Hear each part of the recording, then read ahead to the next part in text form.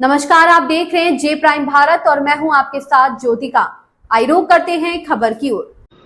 भाजपा के राष्ट्रीय अध्यक्ष जेपी नड्डा ने कलकत्ता उच्च न्यायालय द्वारा 2010 के बाद पश्चिम बंगाल में जारी किए गए सभी ओबीसी प्रमाण पत्रों को रद्द करने के फैसले पर कहा, ये दोनों ही जो फैसले आए हैं वो बताते हैं कि ममता बनर्जी की सरकार गैर संवैधानिक तरीके से तुष्टीकरण की नीति को आगे बढ़ा रही थी।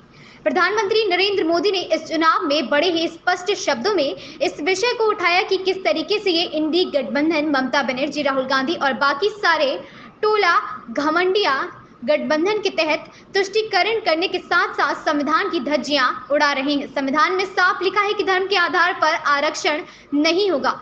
जिस मुस्लिम लीग के कारण भारत का विभाजन हुआ उसी को फिर से आगे बढ़ाने का काम ये सारा घमंडिया गठबंधन कर रहा है।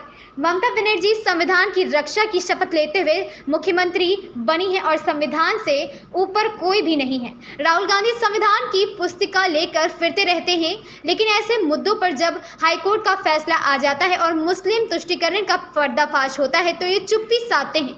ऐसे लोगों को इस चुनाव में भारत की जनता और पश्चिम बंगाल में ममता बनर्जी को पश्चिम बंगाल की जनता सबक सिखाएगी। जानते हैं कि आज कलकत्ता हाईकोर्ट ने जो मुस्लिम को ओबीसी का आरक्षण यानी ओबीसी कोटा सब कैटेगरी में जो आरक्षण दिया जा रहा था उसको कलकत्ता हाईकोर्ट ने निरस्त कर दिया है।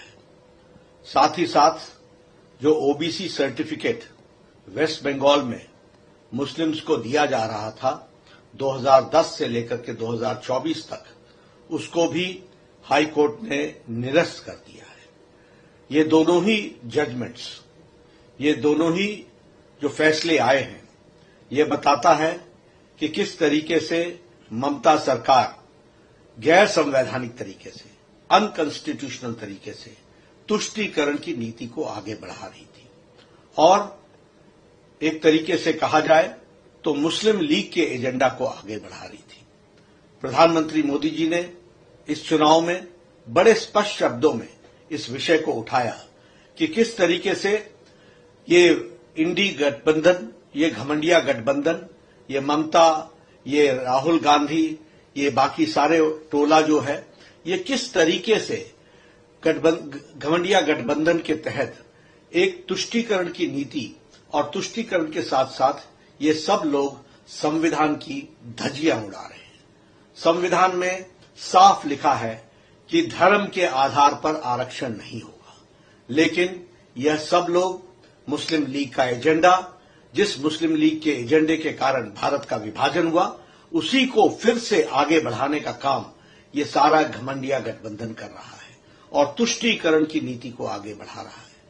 हाई कोर्ट के फैसला आने के बाद तुरंत ही ममता जी ने कहा कि मैं न मानूंगी।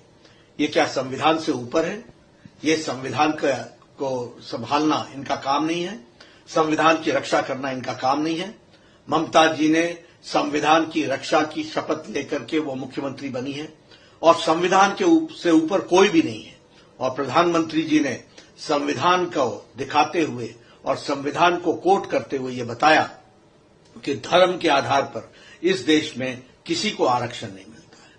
राहुल गांधी ये संविधान की पुस्तिका लेकर के फिरते रहते हैं, लेकिन ऐसे मुद्दों पर जब हाई कोर्ट के तरफ से फैसला आ जाता है और मुस्लिम तुष्टीकरण का पर्दाफाश होता है और मुस्लिम तुष्टीकरण स्पष्ट इन लोगों के एक्टिविटीज के द्वारा, इनके कार्यकलापों के द्वारा स्पष्ट दिखता है, तो ये चुप्पी साधते हैं। ऐसे लोगों को इस चुनाव में भारत की जनता और पश्चिम बंगाल में ममता को पश्चिम बंगाल की जनता सबक सिखाएगी, ये मैं कहना चाहता हूं।